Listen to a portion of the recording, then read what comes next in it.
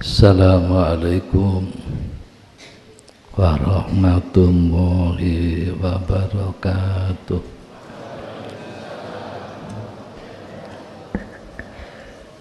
Al-Fatihah.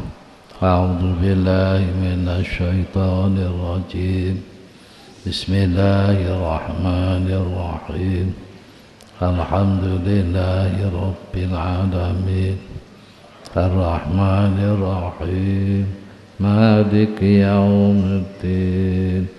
Iyyaka na'budu wa iyyaka nasta'in.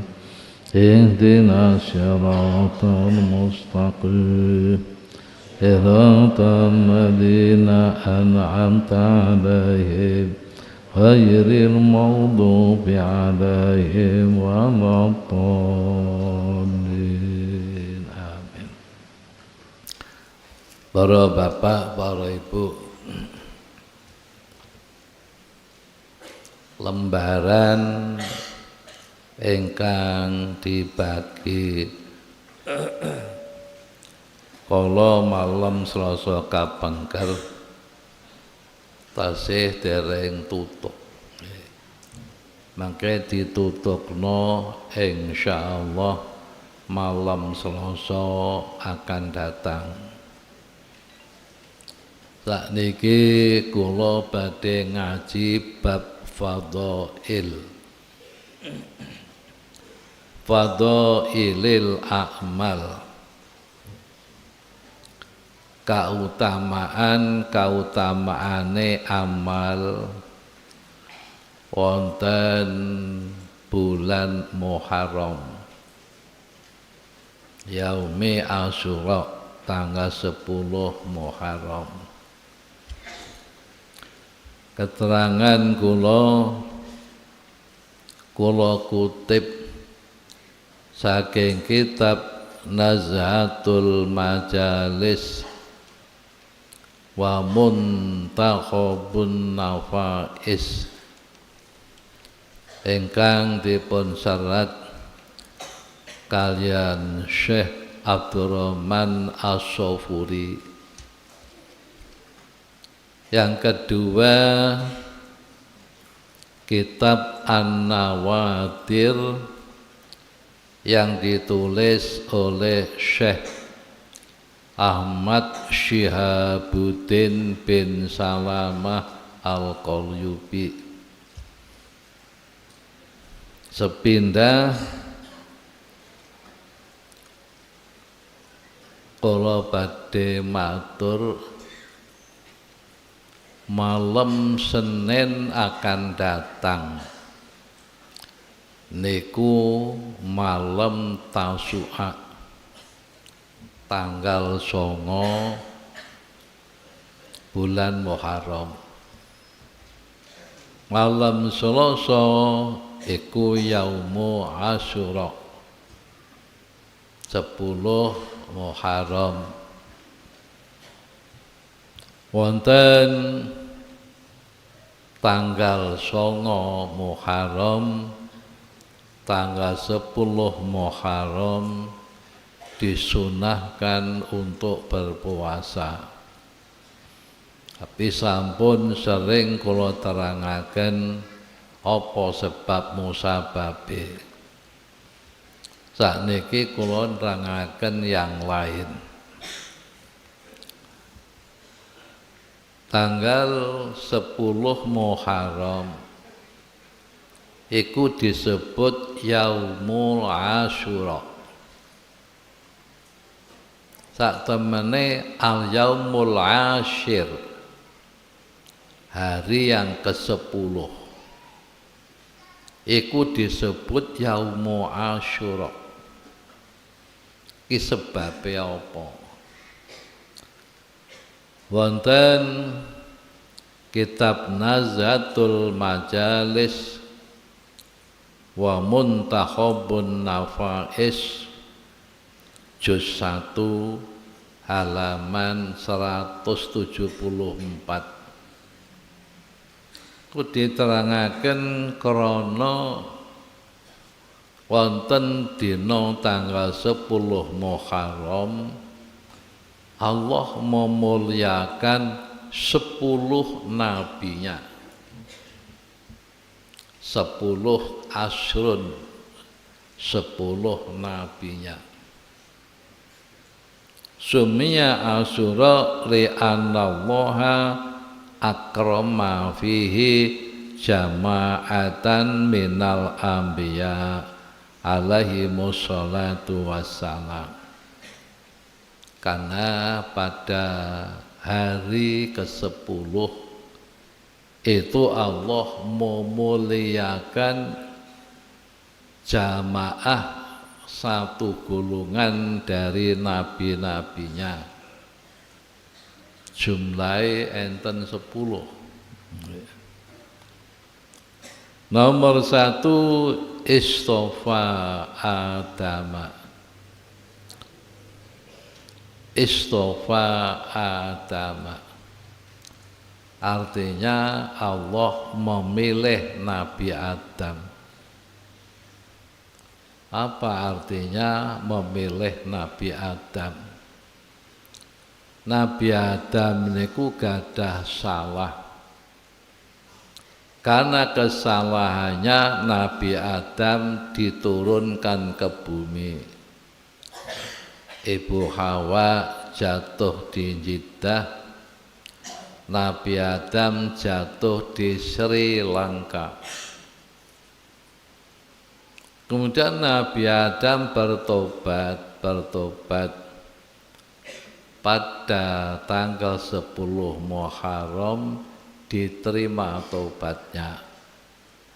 Bapak ceritane panjang, kula singkat ngoten mawon. Mengke keterangane kathah.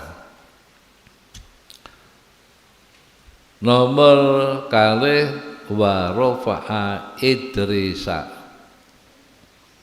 Allah mengangkat Nabi Idris ke langit. Nomor 3 wastawat safinatu nuhin alal judi.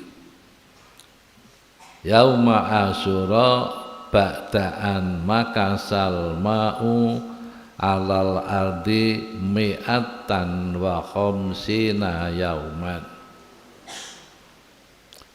Nomor 3 perahu Nabi Nuh mendarat di atas gunung Judi. Judi bukan judi, tapi Judi, gunung Judi. Tanggal 10 Muharram. Di mana air itu menggenangi bumi selama 150 hari. Turun dari langit air berupa kuning, berwarna kuning.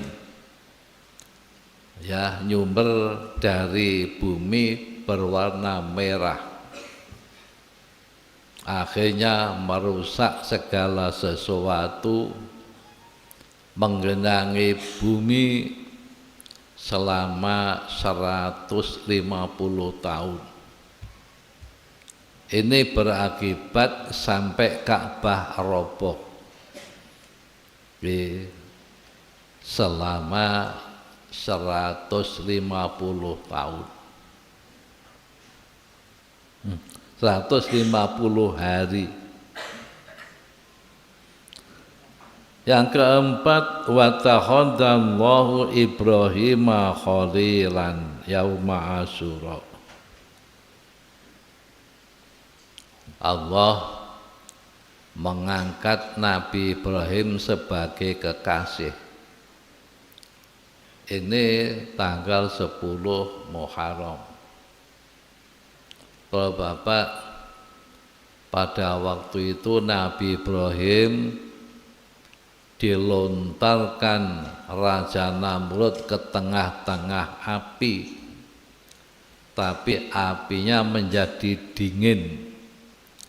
Nabi Ibrahim keluar dari api itu adalah tanggal 10 Muharram.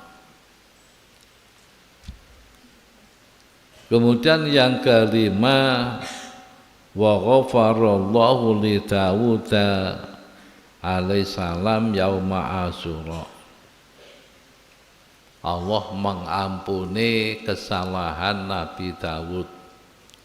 Ini juga pas tanggal 10 Muharram.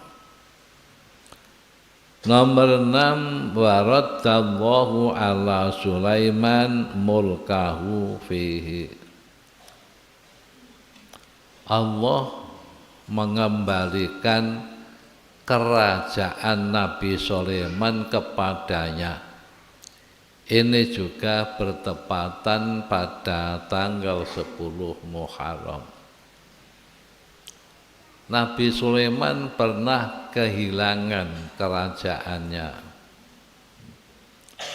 Ceritanya panjang, singkatnya Nabi Sulaiman memerangi seorang raja kafir. Akhirnya raja kafir kalah. Kemudian anak perempuannya dinikah Nabi Sulaiman. Karena istrinya selalu rindu kepada ayahnya, rindu, mohon kepada Nabi Sulaiman dibuatkan patung, ya, supaya merasa berdekatan dengan ayahnya. Nah, kemudian ini istrinya selalu menyembah patung itu, tapi di luar sepengetahuan Nabi Sulaiman. Akhirnya diikuti setan, diikuti jin. Pada suatu saat Nabi Sulaiman ambil air wudhu, cincinnya, cincin jimat, cincin sakti itu tidak boleh dibawa ke kamar mandi. Kemudian dititipkan istrinya. Ternyata yang berupa istrinya itu setan. Itu setan. Akhirnya cincin itu dibawa pergi. Dibawa pergi. Nabi Sulaiman keluar dari kamar mandi sudah enggak ada. Oleh karena jimatnya itu berupa cincin, maka Nabi Sulaiman hilang kekuasaannya. Terus setan itu menggantikan kerajaan Nabi Sulaiman. Nah, akhirnya gimana? Akhirnya memberi hukum yang salah, ya, memberi hukum yang salah. Hukum yang disampaikan kepada umat bahwasanya wanita yang sedang haid itu boleh dikumpuli suami. Ya.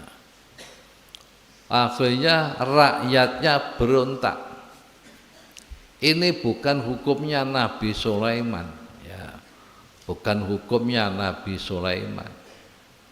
Akhirnya berontak, maka raja yang dari setan itu pergi,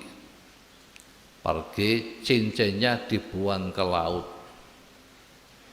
Setelah dibuang ke laut, cincin itu ditelan ikan. Nabi Sulaiman lama, sampai 40 hari menjadi karyawan orang yang cari ikan di laut. Pada suatu saat menangkap ikan yang nelan cincin itu. Kemudian Nabi Sulaiman menemukan pada waktu ngolah ikan, cincinnya ketemu di perut ikan.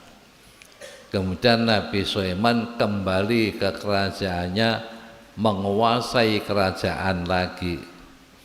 Ini namanya Allah mengembalikan kerajaan Sulaiman itu bertepatan pada tanggal 10 Muharram. Kemudian yang ketujuh, wa kasafa dzurra an Ayub. Nabi Ayub kena penyakit yang terkenal seperti itu. Kemudian penyakitnya sembuh, itu bertepatan pada tanggal 10 Muharram. Yang kedelapan, wa akhraja Yunus min batni Hud ba'da arba'ina yauman. Ceritanya terkenal, Nabi Yunus ditelan ikan di dalam perut ikan selama 40 hari. Kemudian keluar dari perut ikan, ini juga ceritanya panjang, bertepatan pada tanggal 10 Muharram. Yang kesembilan, wajtama'a Yaqub bi Yusuf ba'da arba'ina sanatan wa qila ba'da samanina sanatan. Oh Bapak, sering kula terangaken kesolehan anak itu karena ibu. Kesolehan anak itu karena ibu. Ibu itu kalau solehah, anaknya soleh. Walaupun kadang-kadang bapaknya enggak soleh, tapi ibunya solehah, itu anaknya baik-baik. Walaupun bapaknya orang baik, tapi ibunya kalau enggak baik, anaknya enggak baik. Makanya dikenal al-jannatu tahta aqdamil ummahat. Bukti Nabi Nuh itu nikah 2 kali. Yang pertama, istrinya namanya Sofuro. Itu punya anak 6, laki-laki 3, perempuan 3. Anaknya bagus-bagus, jadi rasul, jadi nabi, jadi ulama. Yang kedua, Wil'ab binti Ajwil. Orangnya cantik, orangnya seksi, ya, tapi karena tidak sholihah, anaknya enggak ono sing apik. Anaknya namanya Kan'an Balus, termasuk keturunannya adalah seorang raja menjadi musuhnya Nabi Ibrahim, namanya Namrud. Keturunannya enggak ada yang baik. Begitu pula Nabi Yakub. Nabi Yakub nikah 2 kali. Yang pertama ibunya enggak sholihah, punya anak 7, ya, kebanyakan Yahudi. Yang kedua sholihah, punya anak 2, 1 Yusuf dan Bunyamin. Waktu itu anak yang 7 dari ibu yang pertama iri kepada Nabi Yusuf. Nabi Yusuf dibuang ke dalam sumur. Akhirnya ditemukan musafir, Nabi Yusuf dijual di Mesir menjadi budak, ya. Kemudian Nabi Yusuf akhirnya menguasai Mesir dengan cerita yang panjang. Berarti Nabi Yusuf dengan Yakub ini pisah. Satu pendapat 40 tahun, satu pendapat 80 tahun. Kemudian Nabi Yusuf kumpul kembali dengan Nabi Yakub. Ini kebetulan tanggal 10 Muharram. Kemudian yang ke-10, wa wulida Isa wa rufi'a ila sama. Nabi Isa lahir pada 10 Muharram, diangkat ke langit juga tanggal 10 Muharram. Ini ada 10 nabi yang dimuliakan oleh Allah. Maka Yaumu Ashir, tanggal 10 Muharram disebut dengan sebutan Yaumu Asyura. Bapak, wonten Yaumu Asyura niki kuwadah fadilah. Pertama kula aturaken fadilahe sedekah. Sedekah baik kepada anak-anak yatim atau sedekah kepada orang-orang fakir. Wong biyen nek sedekah niku gak ngenteni sugih. Kalau orang itu pengen ambil barokah Yaumu Asyura, ora usah ngenteni sugih ya. Masya pas-pasan memberikan sedekah karena keutamaan Yaumu Asyura. Kalau Bapak ana wong melarat ora duwe pakaian, pakaiannya ini hanya sak setel. Ini laki-laki di Mesir, dia tidak memiliki apa-apa kecuali hanya baju satu, baju ya. Kalau di sana adatnya pakai gamis klambi kurung, hanya satu tok, hanya satu. Tanggal 10 Muharram orang itu sholat subuh di Masjid Jami' Amr bin As. Masjid Jami' Amr bin As. Amr bin As niku salah satu sahabat di zaman Umar bin Khattab menjadi khalifah, diangkat menjadi gubernur di Mesir. Namanya Amr ibnu As. Bapak di sana mendirikan masjid. Masjid itu dinamakan Masjid Jami' Amr bin As. Sekarang tempatnya di Kota Lama. Kota Lama ya, kota sing suwe, sing lama, sing kuno. Seperti mungkin di Indonesia nanti ibu kota lama Jakarta, ibu kota baru di Kalimantan Timur. Di Kota Lama. Di Kota Lama itu ada Masjid Jami' ya, namanya Masjid Jami' Amr bin As. Kalau nanti ibu kota Indonesia pindah Kalimantan Timur, maka di Kota Lama ada Masjid Istiqlal. Di Kota Lama. Ini namanya Masjid Jami' Amr bin As.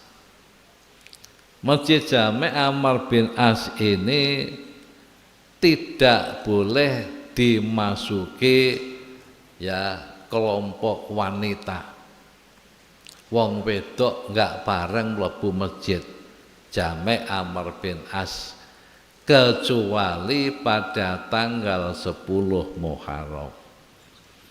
Kalau tanggal 10 Muharram wanita-wanita boleh masuk ke masjid untuk ambil berkah, berdoa.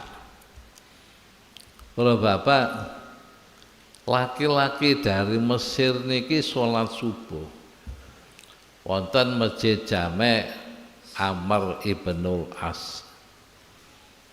Keluar dari masjid dihadang seorang wanita. Seorang wanita menghadang seorang laki-laki yang fakir, tidak punya pakaian kecuali hanya satu. Wanita itu mengatakan, "A'tini syai'an lillahi asta'inu bi ala auladi." Beri aku sesuatu karena Allah yang akan aku berikan kepada anak-anakku. Wanita ini janda, anaknya banyak, nggak punya apa-apa, minta kepada seorang laki, kebetulan orang fakir juga. Langsung dijawab, karena tahu bahwa hari itu tanggal 10 Muharram, langsung dijawab, "Naam, ayo ke rumahku." Laki-laki itu masuk rumah, perempuannya nggak boleh masuk rumah, kamu tunggu di luar. Pakaian hanya satu tuh dilepas. Nah, dia hanya pakai tutup aurat, satu robek, sak suwek dari kemul. Jadi dirinya hanya ditutupi ya sak suwek ya daripada kemul. Kemudian pintu dibuka separuh. "Bu, ini terima Bu, wallahi saya hanya punya ini, lainnya saya enggak punya." Langsung Bapak, baju itu diterima oleh wanita itu. Kemudian wanita itu berdoa, "Albasakallah min khulalil jannah." Albasakallah, mudah-mudahan kamu diberi perhiasan Allah dari perhiasan surga. Bapak, ya.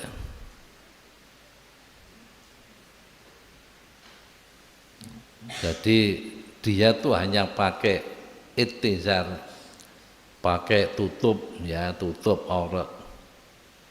Langsung pada malam itu, maka berarti pada malam tanggal 11 Muharram, laki-laki itu bermimpi ketemu wanita yang cantik. Wanita itu membawa tufahah ya. Tufahah itu apel ya. Membawa tufahah apel. Laha raihatun thayyibatun. Apel itu beraroma harum. Kemudian apel itu dipecah. Ternyata dalamnya apel itu ada perhiasan surga. Kemudian laki-laki tanya pada wanita itu, "Man anti, kamu itu siapa?" Ya, ada wanita yang cantik membawa apel. Ya, setelah dipecah apelnya itu ada perhiasan surga. Aromanya harum, sampai dalam rumah itu berbau harum. Wanita itu menjawab, "Nama saya Asyura. Besok akan jadi istrimu di surga." Ya, akan jadi istrimu di surga. Kemudian terjaga dari tidurnya, ngelilir. Bareng ngelilir, omaiku ambu wangi. Ya. Rumahnya itu berbau harum. Ya. faqad fahat fihi rihun thayyibah.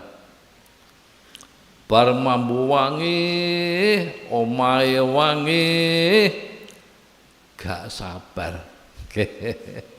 Gak sabar ya. Gak sabar dengan cantiknya wanita yang datang, yang mengaku nama saya Asyura, besok akan jadi istrimu di surga. Langsung ambil air wudhu. Setelah ambil air wudhu, kemudian berdoa, Allahumma in kanat zaujati haqqan fil jannah faqbidni ilaik. Ya.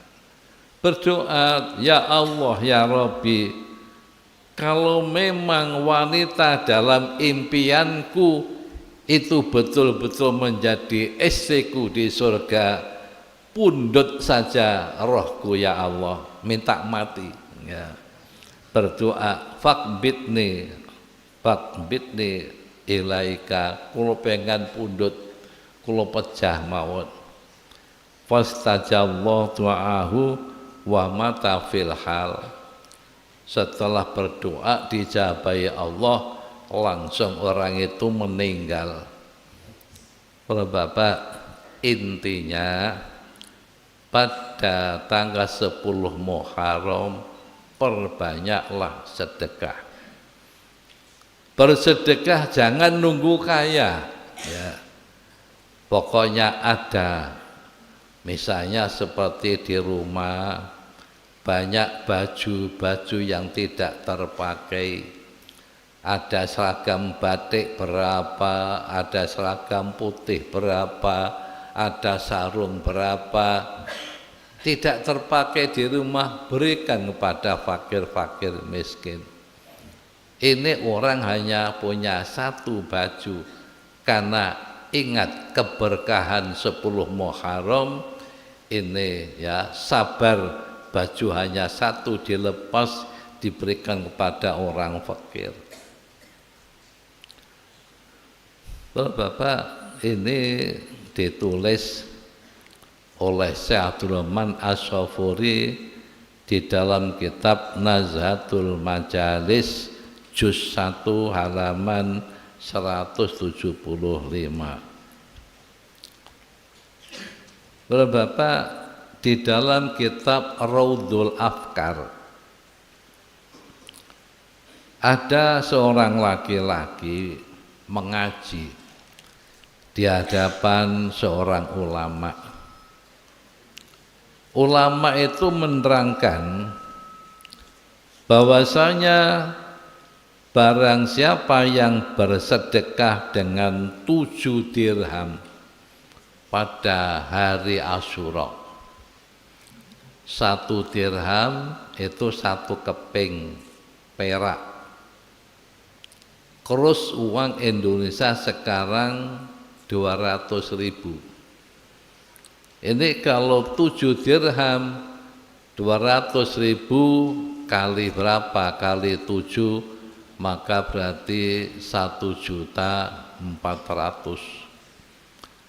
Barang siapa yang bersedekah pada tanggal 10 Muharram, maka akan diganti oleh Allah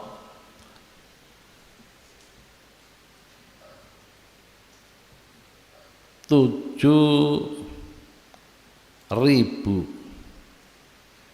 7 dirham akan diganti 7.000 dirham. Akan diganti Allah 7.000 dirham.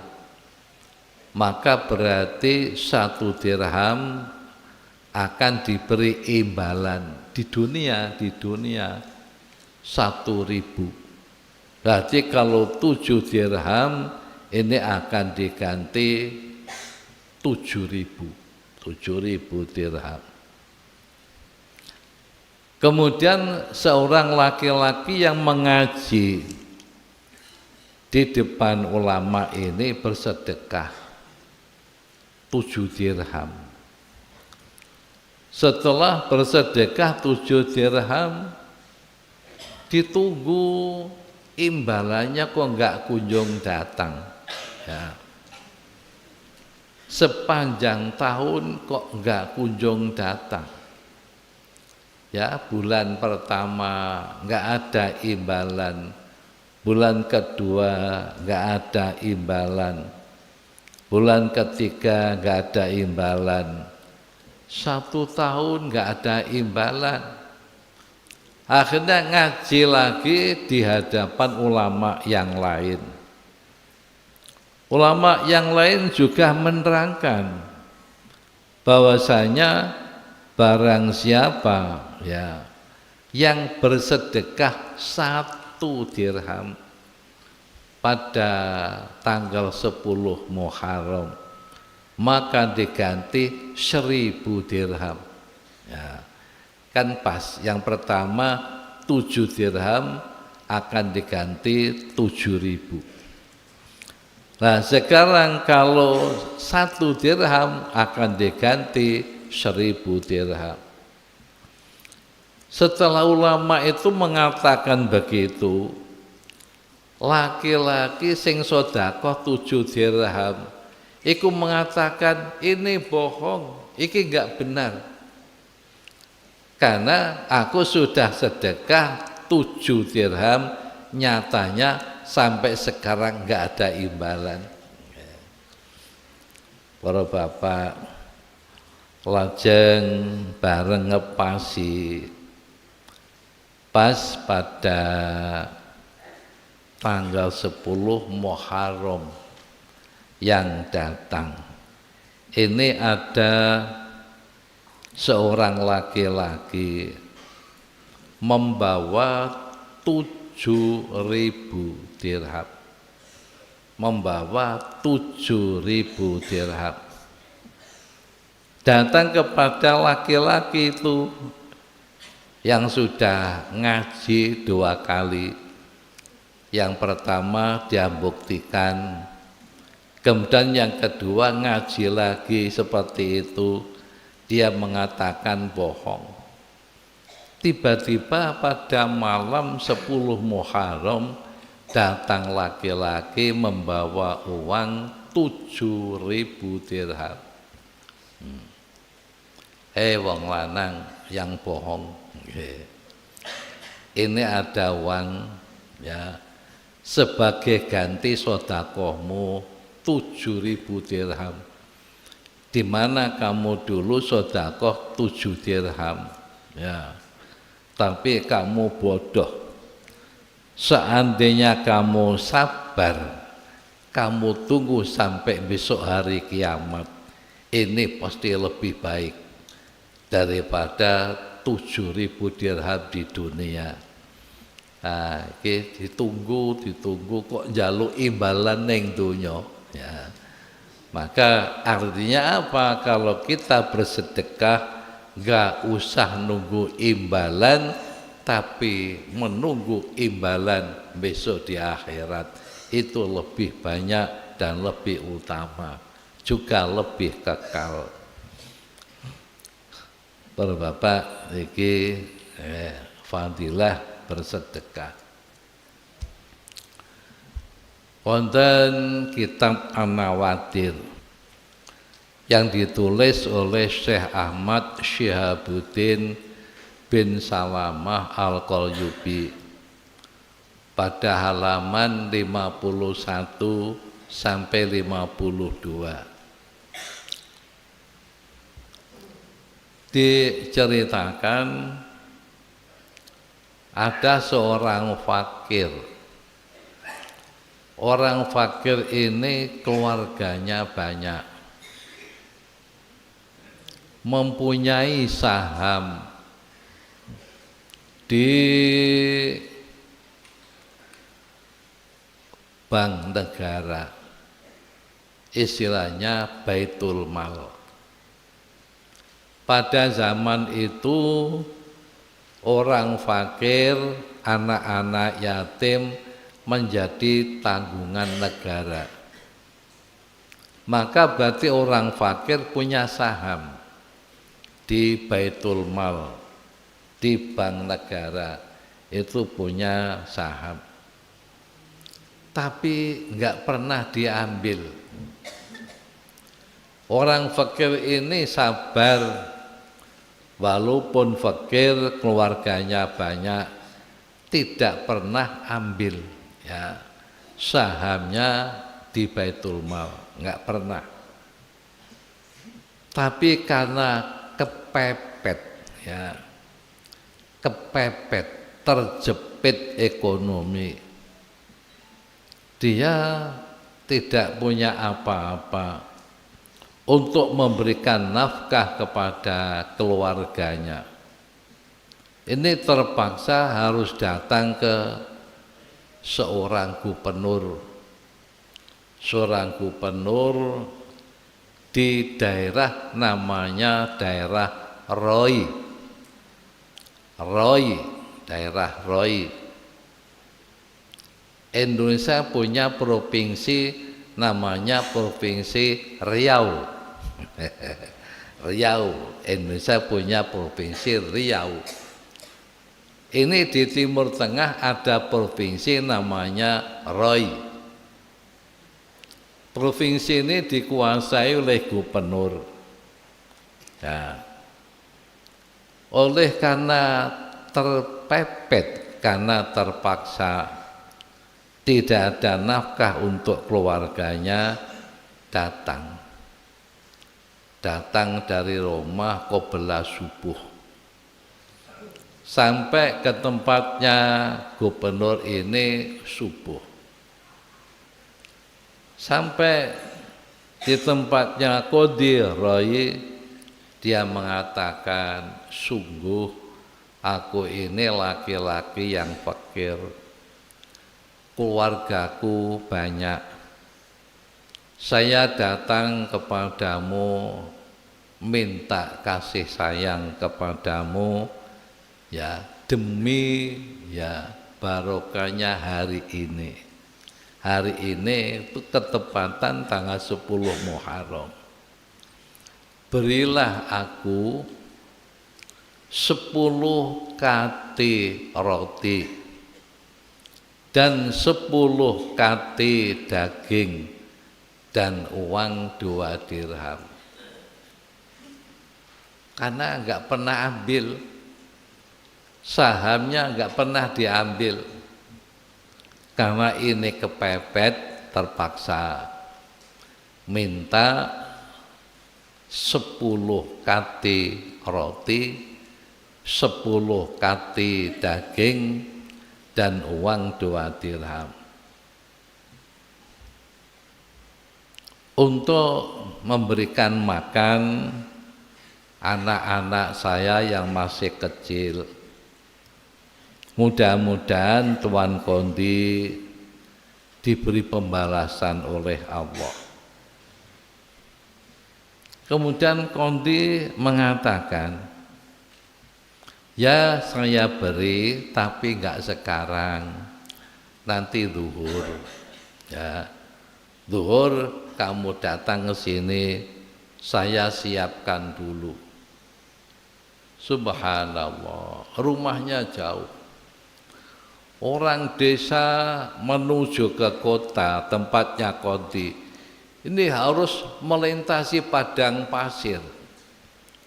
Kalau waktu zuhur begitu panas, maka dia terpaksa harus pulang dengan tangan hampa, tidak bawa apa-apa ya, dari subuh. Sampai di rumah anak-anaknya sudah menunggu. Setelah ayahnya datang, ya, ini mereka menjemput, ayah datang, Bapak Rawo. Setelah datang ternyata bapaknya tangan kosong, nggak bawa apa-apa. Mana Pak? Ya, yang kamu bawa dari Kondi.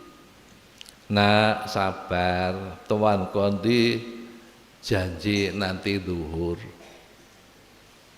Belum zuhur anaknya sudah mohon Pak berangkat. Ini sudah mau zuhur. Ayahnya datang lagi, ya, dalam keadaan panas terik matahari melewati padang pasir. Sampai di Tuan Qadhi jawab, enggak sekarang, tapi nanti asar. Ya. Kemudian terpaksa pulang kembali. Di rumah dijemput anak-anaknya, ternyata tangan kosong. Kemudian asar kembali lagi. Setelah kembali lagi ke tempatnya Tuan Qadhi, dijawab, enggak sekarang, tapi nanti maghrib. Ya.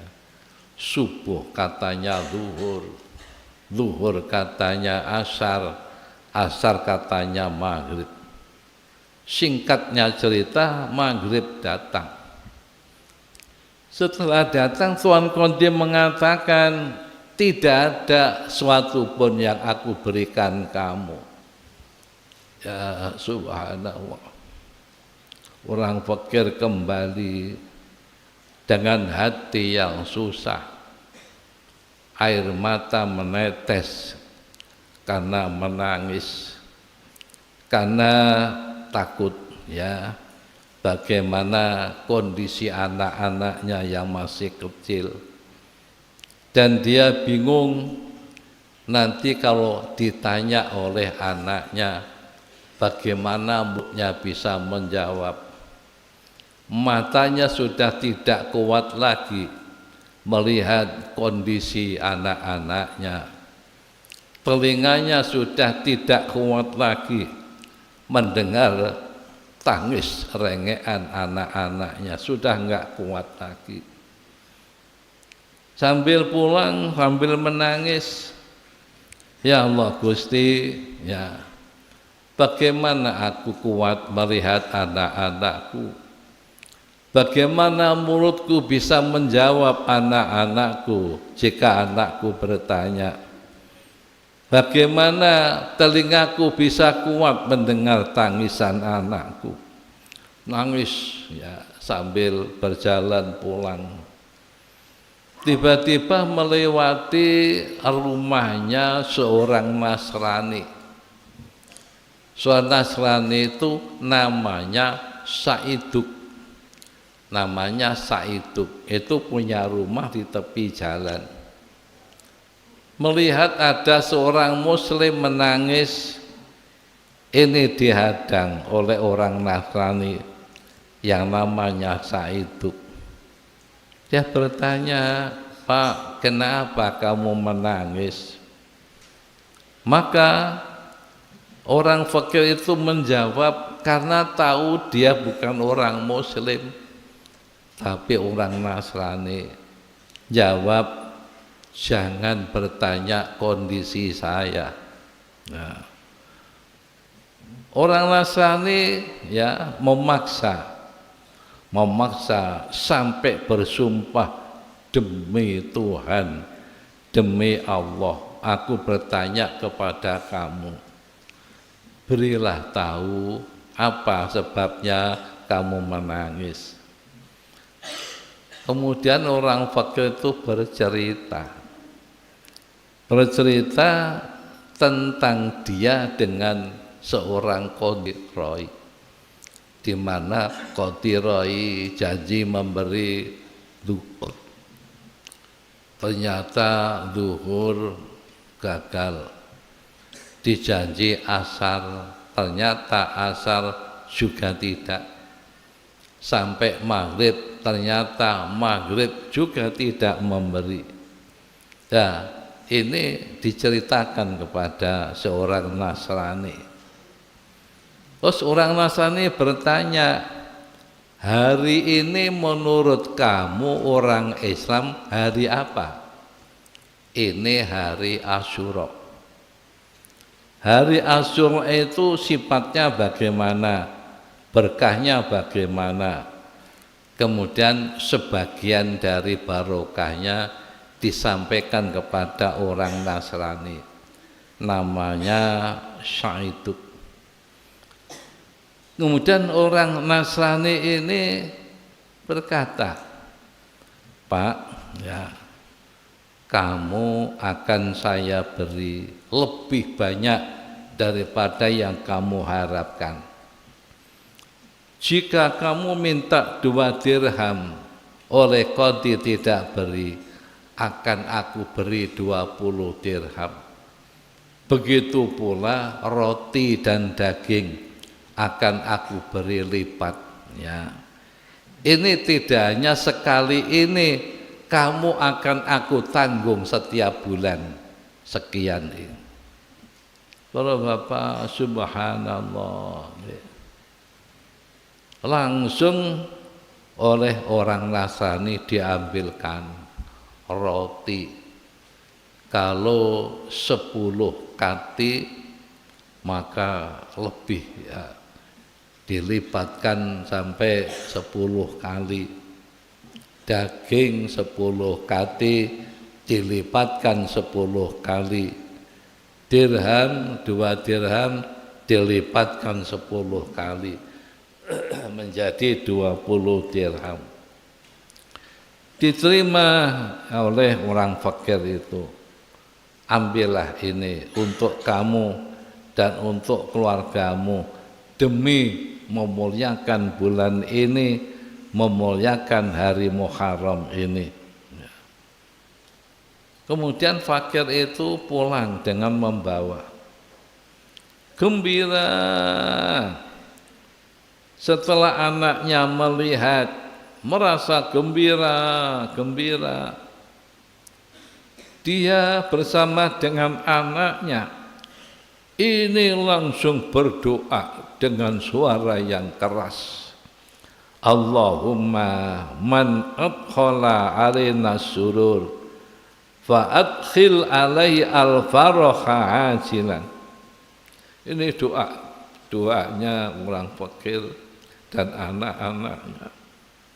Ya Rabbi, orang yang menggembirakan kami, maka masukkanlah kegembiraan kepadanya cepat-cepat ya Rabbi.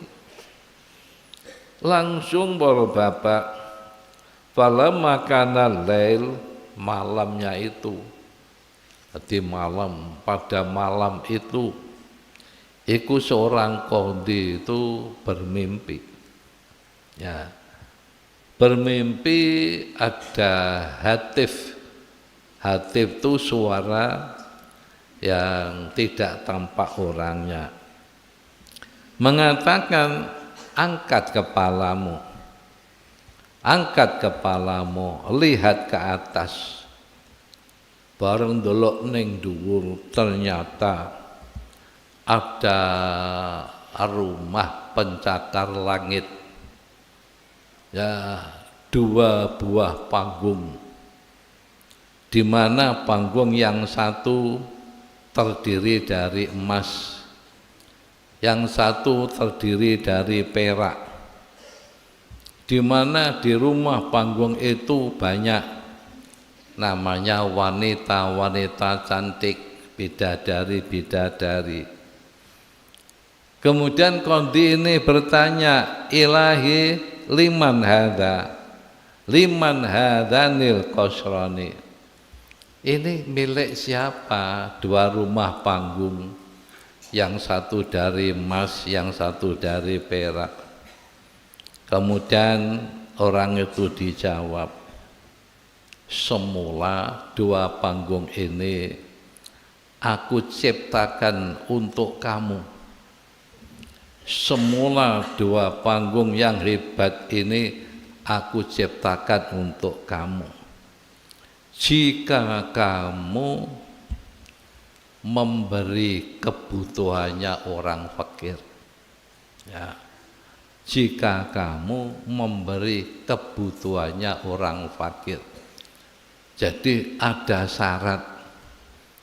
Ini semula aku ciptakan untuk kamu jika kamu memberi kebutuhannya orang fakir. Tapi ternyata kamu menolak. Oleh karena itu 2 rumah panggung ini aku berikan kepada seorang Nasrani. Ya, namanya Saiduk. Langsung Tuan Qadhi itu bangun dari tidur.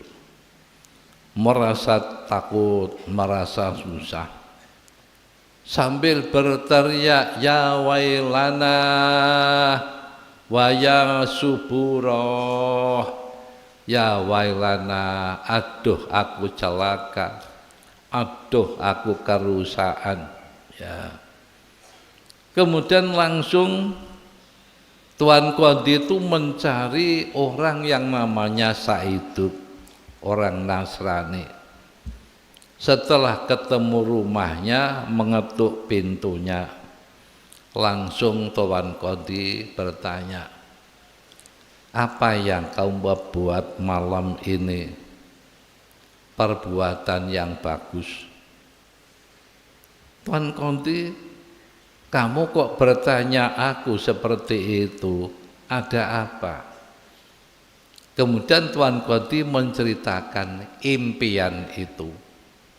Ya, disuruh mengadah ke langit, ternyata melihat 2 buah panggung yang indah. Ya, semua diceritakan di dalam impian. Kemudian orang Nasrani, ya, ini akan diganti oleh Tuan Qadhi. Udah sekarang, ya, ceritakan amalmu apa. Terus orang Nasrani ini cerita kepada Qadhi, saya melihat ada orang fakir, orang muslim menangis di tengah jalan. Kemudian aku tanya, dia bercerita, sampai akhirnya dia menceritakan barokahnya 10 Muharram. Oleh karena dia susah, aku beri, ya, roti, daging, dan uang dirham. Tuan Qadhi mengatakan, saya beli, amalmu saya beli, ya, saya beli dengan 1000 dirham, ya, 100.000 dirham. Dah, amalmu ini saya ganti dengan 100.000 dirham. Tuan Qadhi, kalau amal itu sudah jelas diterima oleh Allah, maka tidak akan aku jual. Sekalipun kamu ganti dengan sepenuh bumi uang emas, uang emas sepenuh bumi tidak akan aku berikan. Ini oleh orang Nasrani.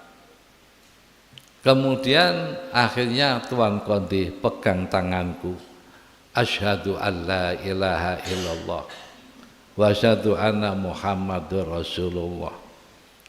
Kalau Bapak, ini barokah, ya, daripada bersedekah kepada orang fakir di bulan Muharram.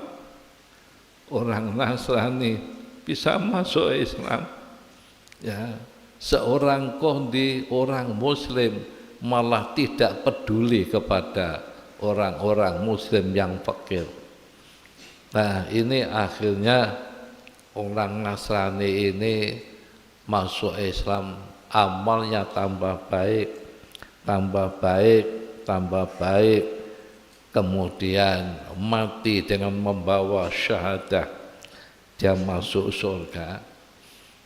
Bapak niki cerita ditulis kalian Syekh Ahmad Syihabuddin bin Salma Al-Qayyubi di dalam kitab An-Nawadir halaman 51 sampai 52. Bapak luweh-luweh sedekah ning yatama.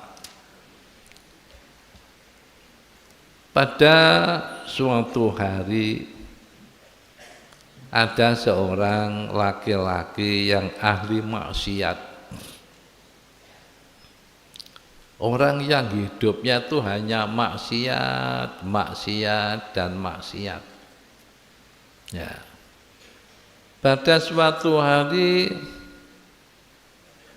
pada tanggal 10 Muharram itu bertemu anak yatim.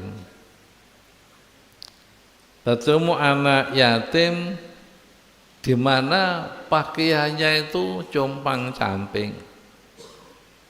Akhirnya anak yatim itu diberi pakaian oleh orang yang ahli maksiat. Kemudian setelah malam dia bermimpi. Dalam impian perasaannya kiamat sudah datang. Oleh karena kiamat sudah datang, malaikat diperintah nyeret orang yang ahli dosa itu ke neraka. Ya. Diperintah Allah, ya, diseret ke neraka. Setelah sudah mendekati neraka, tiba-tiba anak yatim itu menghadang, ya, dalam impian menghadang. Hai malaikat, lepaskan orang ini, lepaskan orang ini. Malaikat menjawab, aku tidak diperintah untuk melepaskan orang ini. Anak yatim mengatakan, lepaskan, karena dia telah memberi pakaian aku. Kemudian bapak-bapak, ada suara, lepaskan orang itu, karena ya memuliakan si anak yatim. Kemudian akhirnya Allah perintah supaya orang itu dilepaskan, ya, tidak jadi dibawa ke neraka. Karena apa? Karena memuliakan anak yatim. Ini juga ditulis di dalam kitab Nazhatul Majalis juz 1 halaman 148 sampai 149. Ani Nabi sallallahu alaihi wasallam, idza bakal yatim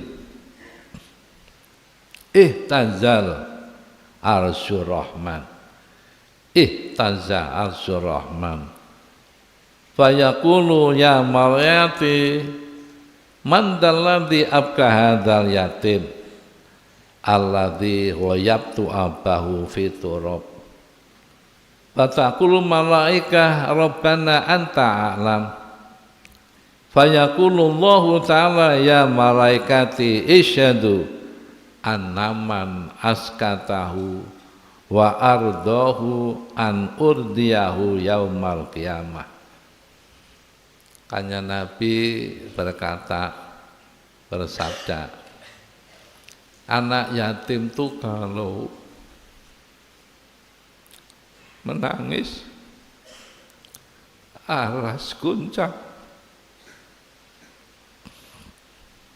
Anak yatim itu kalau nangis aras guncang. Allah bertanya, hei malaikatku, siapa yang membuat nangis anak yatim ini? Karena anak yatim ini ayahnya sudah dikubur di bumi. Siapa yang membuat nangis? Malaikat menjawab, ya Rabbana, engkau lebih mengetahui. Allah menjawab, hei malaikati, saksikan barang siapa yang bikin nangisnya anak ini diam, yang bikin anak yatim ini senang, saksikan aku besok akan meridhoi orang itu.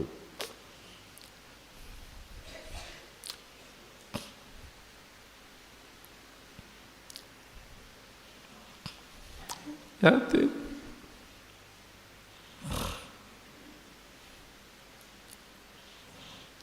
Yatim ku nek nangis awas kuncang.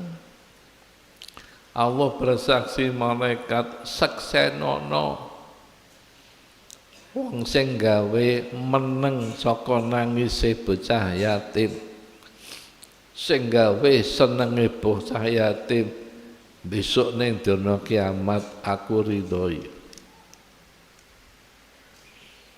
Kanjeng Nabi dawuh, inna ahabbal buyuti ilallahi ta'ala baitun fihi yatimun yukramu. Wa qala Nabi sallallahu alaihi wasallam, khairu baitin fil muslimin baitun fihi yatimun yuhsanu ilaihi wa syarru baitin fil muslimin baitun fihi yatimun yusa'u ilaihi. Nabi pertama dawuh, sebaik-baik rumah menurut Allah itu adalah rumah yang ada anak yatimnya yang dimuliakan. Ya. Baik itu yatim anak sendiri ataupun itu yatim orang lain yang dimong, ya, yang dimong itu dawuh Nabi. Dan Nabi dawuh, sebaik-baik rumah orang-orang muslim adalah rumah yang di dalamnya ada anak yatim, ya, yang dipergauli secara baik.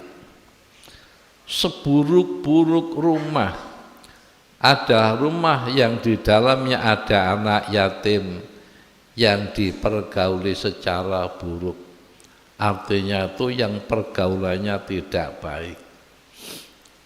Oh Bapak, niki kadang kula eling akeh wong sugih momong anak yatim.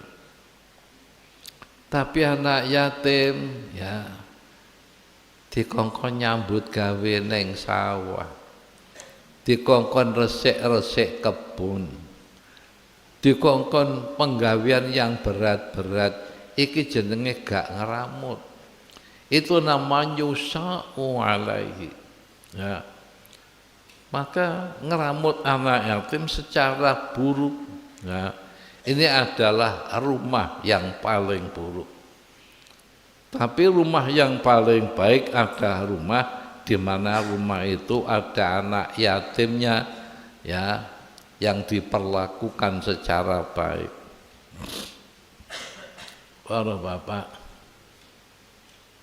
teng tanah Basrah ada seorang laki-laki ahlul fasad. Ahlul fasad ku ahli kerusakan, ahli maksiat. Di mana laki-laki itu setiap malam dilokalisasi. Setiap malam dilokalisasi. Sehingga warga itu kenal bahwa orang itu ahlul ma'asi, ahli maksiat. Itu setiap malam dilokalisasi, minum-minuman keras. Ya. Kemudian orang itu meninggal. Ketika orang itu meninggal, tidak ada tetangga, tidak ada warga yang datang ke rumahnya, nggak ada, ya. Sehingga terpaksa istrinya menyewa orang. Ada 4 orang zanji, 4 orang negro, ikut disewa, suruh memandikan, disewa untuk mengkafankan, disewa untuk mensolatkan, disewa untuk memakamkan. Ya, ini ada 4 orang zanji, orang negro. Nah, kemudian setelah dimandikan, dikafankan, diberangkatkan ke kuburan. Kemudian mampir ke masjid, barangkali ada orang yang mau mensalati, ternyata enggak ada yang nyalati, ya. Terus dibawa terus ke kuburan, Di samping kuburan itu ada gunung. Di atas gunung itu ada seorang pertapa, namanya Al-Imam Az-Zahid, seorang imam yang ahli zuhud, tidak pernah turun gunung, nggak pernah. Jadi kalau warga itu pengen ketemu harus naik gunung, bertemu dengan Al-Imam Az-Zahid ini, minta doa, minta apa kepada Imam Az-Zahid. Enggak pernah turun gunung. Pada suatu saat ada hatif, Zahid turunlah dari gunung, coba salatkan jenazah yang dipikul 4 orang, di mana jenazah itu tidak ada yang nganter, hanya ada 1 perempuan yang mengantar, nggak ada warga yang mengantar. Tolong salatkan. Zahid ini nggak tahu apa sebabnya orang itu sampai nggak ada yang nganter, ya, nggak ada yang ngiring, ngiring jenazah nggak ada. Dan karena apa? Aku kok diperintah Allah supaya nyalati orang itu. Kemudian akhirnya si Zahid ini turun. Setelah turun, kemudian jenazah sudah berhenti. Si Zahid ini mau nyalati. Warga ini berduyun-duyun datang. Mbah, dengan kok badhe nyalati niki enten napa? Enten napa? Niki orang yang ahli fasad, orang yang ahli dosa. Orang ahli dosa. Kenapa Mbah kok mau nyalati? Entah, aku juga enggak tahu. Tapi ada hatif, aku diperintah nyalati orang ini. Setelah si Zaid ini nyalati, warga ini berduyun-duyun ikut nyalati. Ya, setelah nyalati, jenazah dimakamkan, selesai, wanita itu ditanya, wanita, bagaimana ceritanya jenazah ini? Kok sampai jenazah tidak ada yang ngiring, nggak ada yang nganter, ya, ceritanya bagaimana? Ya, Syekh, itu suami saya. Itu suami saya. Suami saya memang dikenal ahlul ma'asi. Setiap malam suami saya dilokalisasi minum minuman keras. Ya. Saya tanya, apa ada kebaikan, ya, yang dilakukan oleh suamimu? Ada 3. Ya, 3. Apa 3 itu? Yang pertama, suami saya walaupun seperti itu, tapi kalau subuh mesti mandi yang bersih, pakai pakaian yang bersih, pakai minyak wangi berjamaah subuh. Jadi walaupun seperti itu, kalau pagi mandi, pakai minyak wangi, pakaian yang bersih, berjamaah subuh. Yang kedua, di rumah suami saya selalu ada anak yatim yang dimuliakan oleh suami saya. Suami saya memuliakan anak yatim melebihi daripada memuliakan anaknya sendiri. Ini setiap saat, setiap hari pasti ada anak yatim ya di rumah saya, dimuliakan oleh suami melebihi memuliakan anaknya sendiri.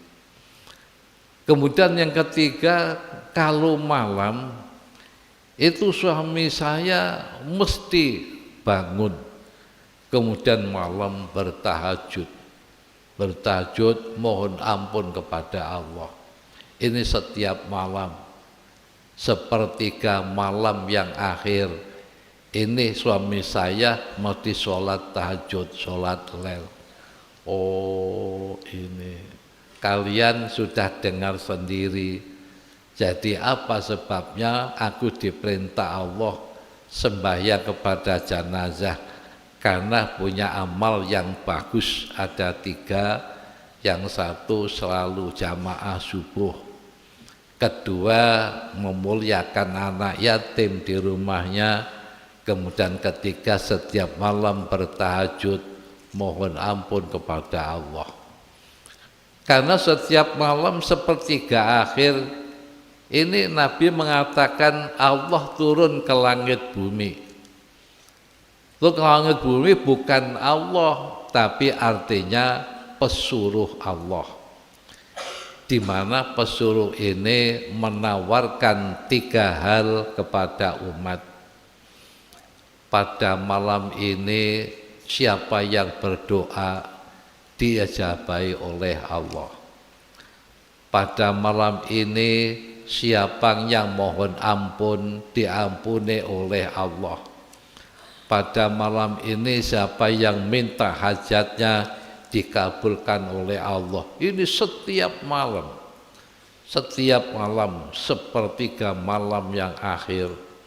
Nah, ini termasuk orang laki-laki yang ahli ma'asi, ahli fasad ini istiqomah setiap malam sholat lel mohon ampun kepada Allah.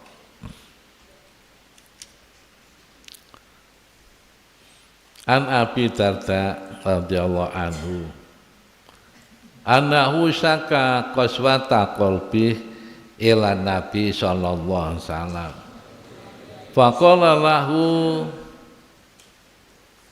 irham al yatim wamsah ra'sahu wa at'imhu min ta'amika yalin qalbuka wa tudrik hajataka.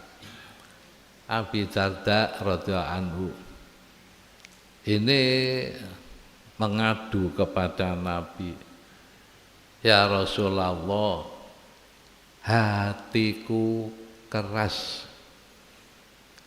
ati kula atos, ati kula peteng. Nabi dawuh solusinya sayangi anak yatim, usap kepalanya, beri makan dari makananmu, sing podo sing mbok pangan wehno bocah yatim iku. Ya, sing mbok pangan ambek sing diwehno bocah yatim sing podo.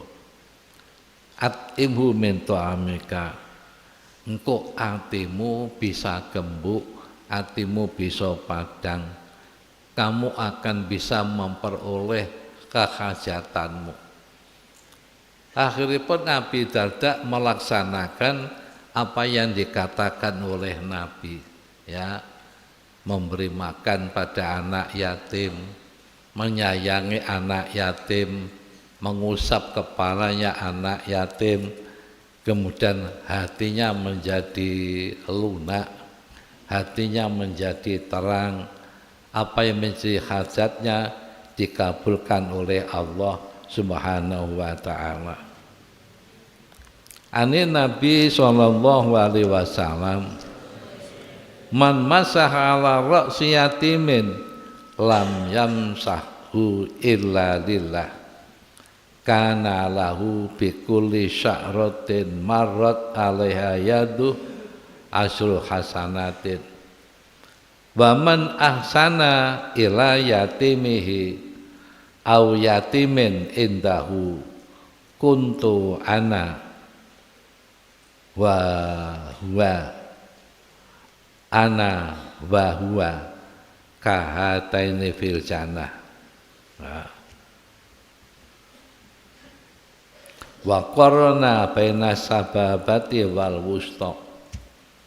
Kanjeng Nabi mengatakan barang siapa mengusap kepalanya anak yatim, di mana mengusap itu lillahi ta'ala, ikhlas lillahi ta'ala, maka setiap rambut satu yang diusap oleh tangannya itu diganti Allah 10 kebaikan. Kalau rambut satu 10 kebaikan, rambutnya berapa ribu rambut ya ini. Dan besok orang itu akan bersama aku di surga seperti ini, seperti jari-jari petunjuk dan jari-jari tengah. Bapak niki fadilah Yaumu Asyura. Insyaallah mangke teng sambung enten santunan fuqara wal masakin kalih yatama. Fuqara masakin wingi sampun bisa memberi santunan 1.200 orang. Anak yatimnya 145. Besok pas tanggal 10 itu malam Selasa. Oleh karenanya santunan fuqara masakin diundur sehari.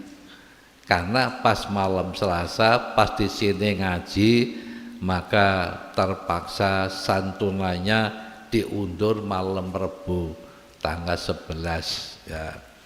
Barangkali bapak-bapak mau mengulurkan tangannya, kelebihan dari hartanya, ini besok tanggal 10 Muharram diundur 1 hari, tanggal 11 Muharram ini akan ada santunan fakir miskin.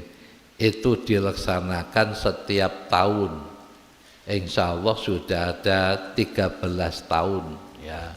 Ini berturut-turut tiap tahun anak yatimnya nanti dapat santunan 250.000 per anak, kemudian fakirnya 100.000 per orang.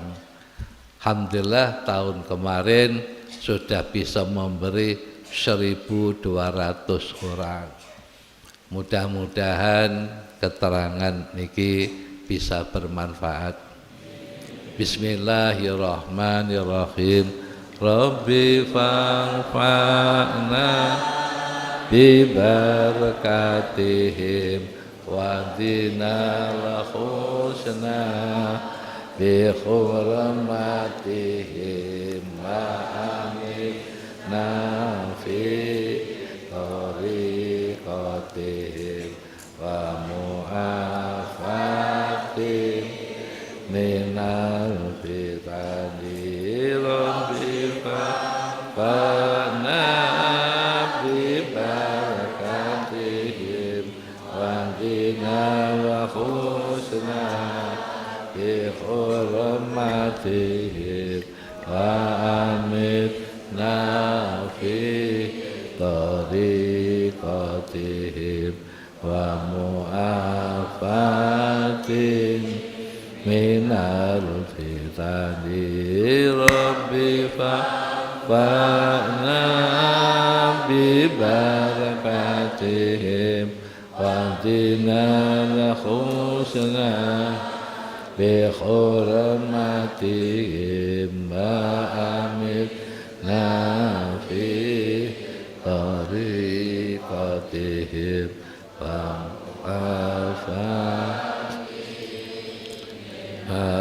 fitani rabbi fana bibarakatihim wardina wa khusna bihurmatihim ma'amina fi tariqatihim wa mu'afatihim minar fitani. Bismillahirrahmanirrahim. Allahumma inni astaudi'uka ma 'allamtanihi fardudhu ilayya inda hajati ilaihi wa la tunsinihi ya rabbal alamin. Allahumma inni astaudi'uka ma 'allamtanihi fardudhu ilayya inda hajati ilaihi wa la tunsinihi ya rabbal alamin. Allahumma inni astaudi'uka ma 'allamtanihi fardudhu ilayya inda hajati ilaihi wa la tunsinihi ya rabbal alamin. Al-Fatihah.